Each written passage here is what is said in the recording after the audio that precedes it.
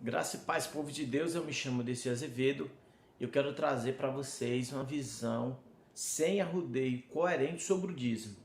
Nós não vamos aprofundar, vai ser um vídeo curto e nós vamos falar do dízimo antes da lei, na lei e depois da lei e tirar algumas conclusões e algumas afirmações. Se você não ficar até o final, você pode tirar conclusões erradas sobre o dízimo. Fica comigo e vamos para o vídeo. Pois bem, irmãos, o que é o dízimo? A palavra dízimo, para começo de tudo, deriva do hebraico, que se chama massé. É um décimo de um todo. Estava relacionado à agricultura, ao que se plantava, ao que se cuidava, ao que se criava. Estava direcionado a isso, mas não era só isso. Quando nós vemos na Bíblia, um dos primeiros relatos, fala sobre Abraão, que se encontra com Melquisedeque, e a Bíblia diz, e Abraão lhe deu dízimo de tudo. Aí você me pergunta, irmão Desi, o que era tudo? Foi tudo que Abraão trouxe da guerra. A Bíblia não detalha o que é esse tudo, mas quando um rei ia para a guerra e venceu o outro, pegava os espólios da guerra. E ele trazia esses espólios, eram os despojos da guerra, e repartia entre os seus servos. E foi disso que Abraão deu dízimo a Melquisedeque. Logo, ele pegou tudo que se podia conquistar. Foi escravo, foi prata, foi bijuterias, mantimentos, animais. E quando diz que Abraão deu dízimo de tudo, eu compreendo que tudo é tudo que ele pôde trazer, que ele resgatou. Tanto é que em Hebreus diz que Abraão deu para Melquisedeque o dízimo de tudo, e ele diz o que era esse tudo, ele diz que eram os espólios da guerra, eram os despojos da guerra. Então o primeiro dízimo a ser registrado na Bíblia, cronologicamente, começando por Gênesis, foi justamente esses espólios da guerra. Se você me perguntar onde foi que Abraão aprendeu, a Bíblia não está escrita onde foi que ele aprendeu.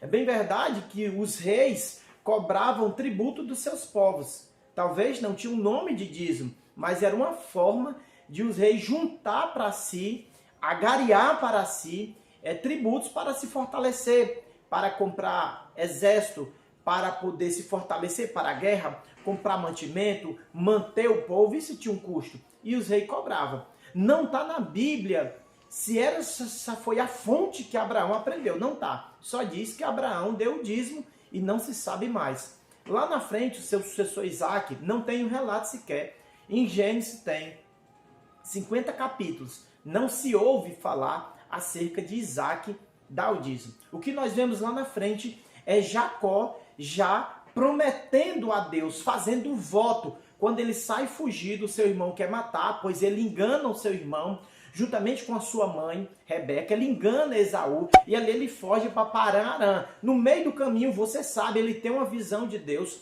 eles vê anjos subindo e descendo naquela escada e ali ele acorda atordoado e faz um voto. Ele diz, Deus estava aqui e eu não sabia, e faz um voto a Deus. Ora, irmão, se ele faz um voto, não era costume dele praticar o dízimo, porque ele votou. E é lógico, ele sabia que existia. Por quê? Porque senão ele não tinha feito um voto. Como é que ele ia fazer um voto de algo que ele não tinha conhecimento? O que nós não temos na Bíblia é registrado essa prática e nem a prática do pai dele, Isaac. Não tem. Então não posso dizer aquilo, mas com certeza ele conhecia. Mas o que também nós percebemos é, ele não cumpre esse voto, irmão. Acredite, não tem na Bíblia ele cumprindo esse voto. O que é que tem? O que tem na Bíblia é Deus, depois que o abençoa, depois que ele se reconcilia com Esaú, depois do encontro, depois do encontro com o anjo, com o encontro de Esaú, Deus manda ele voltar para aquela cidade, que era Luz, é o Betel, que ele unge aquela coluna e levanta um altar a Deus, mas pagar o dízimo não tem. Não tem registrado na Bíblia ele dizendo, e Jacó voltou e pagou o dízimo. Se você ler Gênesis, os 50 capítulos, leia lá, você não vai encontrar. Então ali se finda, depois eles entram num processo de escravidão e entra o libertador chamado Moisés. Já com Moisés, aí é instituído os dízimos. Por quê? Porque foi necessário levantar o sacerdote, foi o sumo sacerdote, começou-se a praticar a adoração a Deus, foi constituído o tabernáculo e com isso tinha despesa, tinha gasto de manutenção e foi exigido queimar-se ofertas para Deus. Tinha um certo de cereais que deveriam ser ofertados. E outro, o povo quando pecava levava um animal e esse animal era degolado, tirava o sangue, se queimava algumas partes, outras separavam para o sustento dos sacerdotes, e assim foi se organizando e instituindo. Quando Deus dizia, prometia que ia dar uma terra que manava leite e mel, que futuramente foi conquistada, os únicos que não ganhavam terra dentre as 12 tribos foi a tribo de Levi, que começou ali com o irmão de Moisés chamado Arão. Então nós vemos que essa tribo não ganhou terra no primeiro momento ali, depois ganharam as terras para ali cuidar dos seus animais, porque eles ganhavam muito animais, onde é que ia botar? Então tinha algumas terras, mas o que eles não faziam? Eles não plantavam, eles não colhiam, porque os outros irmãos que plantavam e colhiam, davam o dízimo para eles. Nós vemos basicamente umas 3 formas de dízimo, não vamos detalhar aqui para não alongar, mas era 10%, era levado para Deus, para o sacerdote, e de 3 em 3 anos ainda tinha um dízimo para os pobres, para as viúvas, tinha um certo dízimo, por assim dizer, que quando chegava o seu 7º ano, que eles iriam colher no 6º, tinha um determinado período que no 6º ano para o 7º, que ele deveria deixar a terra descansar, que é tudo aquilo que eles iam colher e deixava cair, eles não pegavam, porque Deus disse que aquele mantimento que ficava para trás serviria para os pobres e muitas das vezes para as viúvas também. Então nós percebemos, queridos e amados irmãos, que Deus ele instituiu isso tudo para uma coisa. Que Deus ele instituiu o dízimo para quê? Para o sustento, para a ajuda. E isso vai se estendendo em toda a lei. Reis vão sendo erguidos, rei cai, reis se levantam.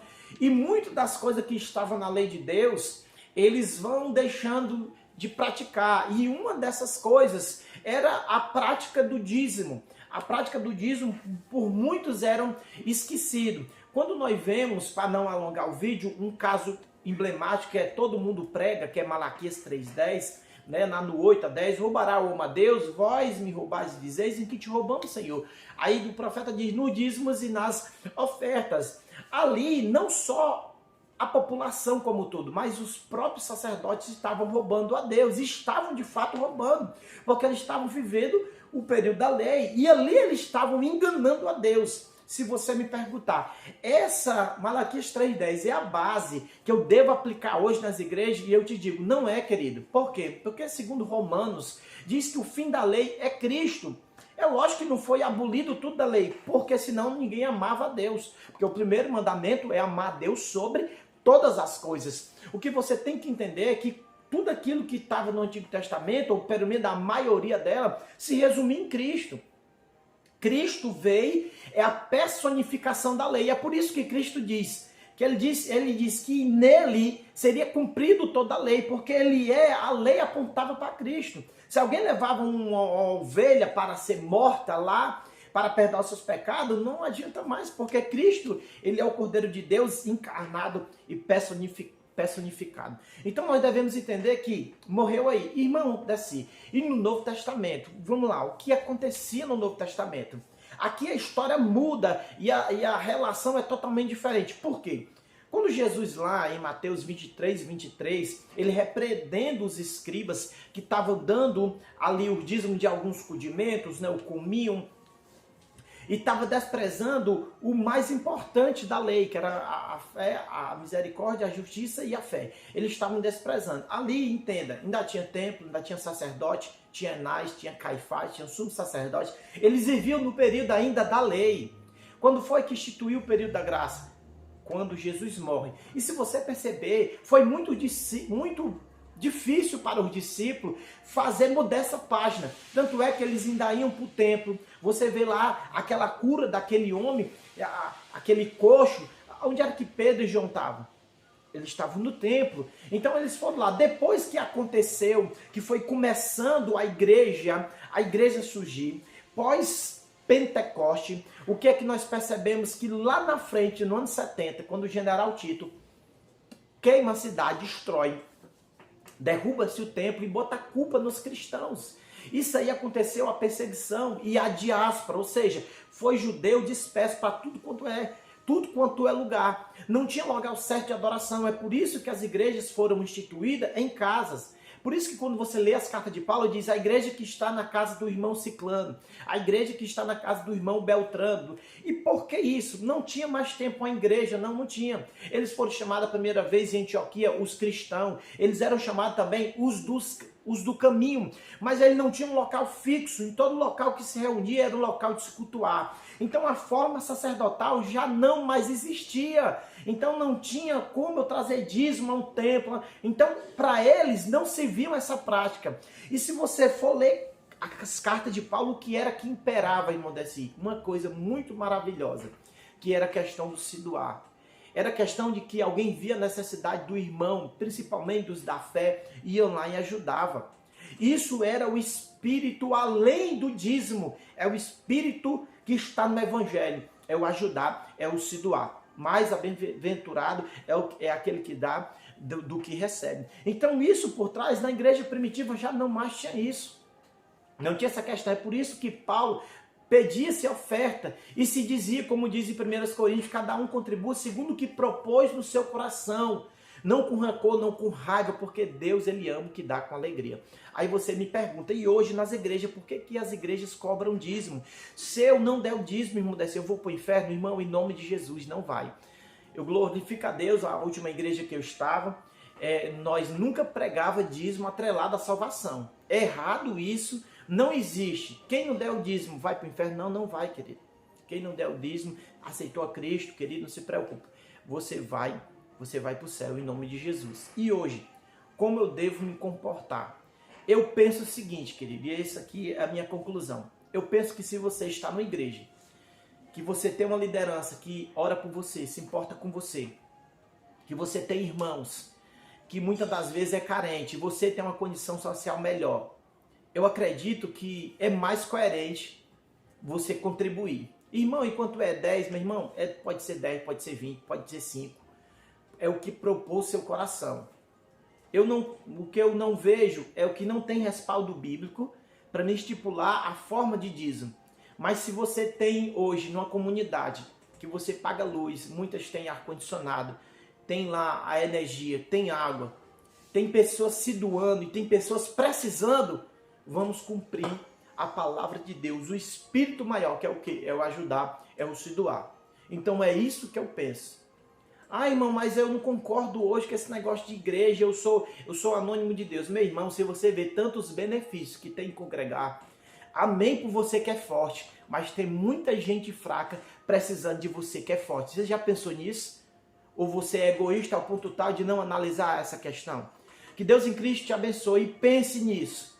O espírito por trás de tudo isso é o quê? Era ajudar e manter que o reino de Deus possa se mover ajudando pessoas. Isso é o foco, esse é o espírito. Que Deus possa te dar discernimento. Eu não sei se aqui eu sanei alguma dúvida que você tinha, mas que você saiba, Deus, Ele tem o melhor para nós. Deus não te fez para você viver em prisões, porque foi para a liberdade que Cristo nos libertou. Que Deus te abençoe, fica com Deus e fica na paz.